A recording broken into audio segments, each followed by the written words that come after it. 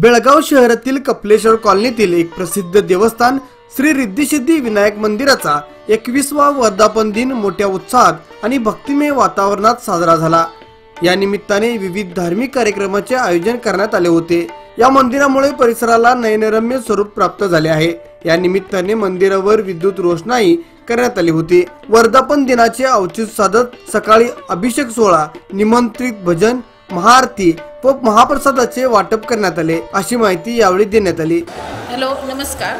मी Riddhi Siddhi Vinayak मंदिरमधून Kapleshwar colony येथून बोलत आहे। काल वैशाख संकष्टी निमित्ताने आरती गणहोम ठेवण्यात आला होता। 21वा इथे वर्धापन दिन आहे। वर्धापन दिनानिमित्त महाप्रसादाचे आयोजन केलेले आहे। सर्वांनी महाप्रसादाचा लाभ घेतला पाहिजे। त्याशिवाय या पंचक्रोशीतील व कपलेश्वर कॉलनीतील सगळे या गणपतीला नवस केलेले पूर्ण होतात, म्हणून सर्व भक्त आपल्या यथाशक्तीने श्रद्धेने येऊन दर्शन घेत असतात। कोणकोणते कार्यक्रम वगैरे आयोजित करण्यात आले होते या निमित्ताने? गणहोम, भजन व आरती, महाआरती हे करण्यात आले होते। मी प्रताप देसाई, कपलेश्वर वेलफेअर सोसायटीचे सेक्रेटरी या नात्यानं रिद्धिसिद्धी विनायक मंदिराच्या वर्धापन दिनानिमित्त आज मी काही गोष्टी आपल्याला इथं सांगणार आहे। गेली 21 वर्ष सातत्यानं आम्ही वर्धापन दिनाच्या निमित्तानं महाप्रसादाचं आयोजन करत आलो आहे। दरवर्षी आम्ही वर्गणी करून किंवा आमच्या कमिटी मेंबरतर्फे आम्ही वर्धापन दिन साजरा करत असतो। दरवर्षी कमीत कमी मिनिमम 5 ते 6 हजार लोक आमच्या जेवणाचा लाभ घेत असतात। वर्धापन निमित्तानं आम्ही पूजावर आयोजित केलेला असतो। गणहोमचा कार्यक्रम आदल्या दिवशी असतो।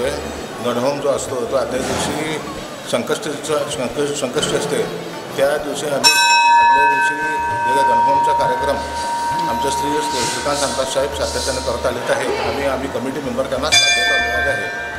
आणि दुसरं एक महत्त्वाची गोष्ट म्हणजे ज्या लोकांनी आम्हाला देणगी रूपानं ते आत्तापर्यंत दिलेलं आहे त्यांचं शताब्दी आम्ही ऋणी आहोत। आणि असंच प्रत्येक वेळेला आम्हाला देणगीच्या रूपानं किंवा पैशाच्या रूपानं आम्हाला सातत्यानं लोक आम्हाला मदत करत असतात। त्या लोकांनी ज्यांनी आम्हाला मदत केलेली आहे किंवा जे आम्हाला सहकार करतात त्यांचे आम्ही आभारी आहोत। दुसरं महत्त्वाची गोष्ट म्हणजे ती लोकं आम्हाला दरवर्षी येतात आणि सांगतात की बाबा आमचं असं झालं आहे, आमचं तसं झालं आहे आणि आमच्या ह्याच्यामध्ये धंद्यामध्ये किंवा नोकरीच्या ह्याच्यामध्ये आमची प्रगती होत चाललेली आहे। ते ऐकून आम्हाला बरं वाटते।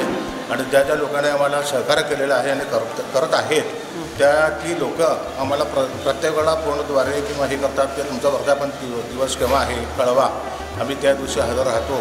म्हणून काही बाहेरचे लोकंसुद्धा बाहेरचे लोक बेळगाव सोडून जे आउटसाईडला जे लोक आहेत ते लोकंसुद्धा आमच्याकडे येतात आणि ती लोकं आम्हाला सहकार्य करून देणगी रूपाने पैसे वगैरे देऊन दान करत असतात। या कार्यक्रमाचे संपूर्ण नियोजन मंदिर ट्रस्ट, परिसरातील नागरिक व भक्त मंडळांनी यांच्या वतीनं करण्यात आले होते।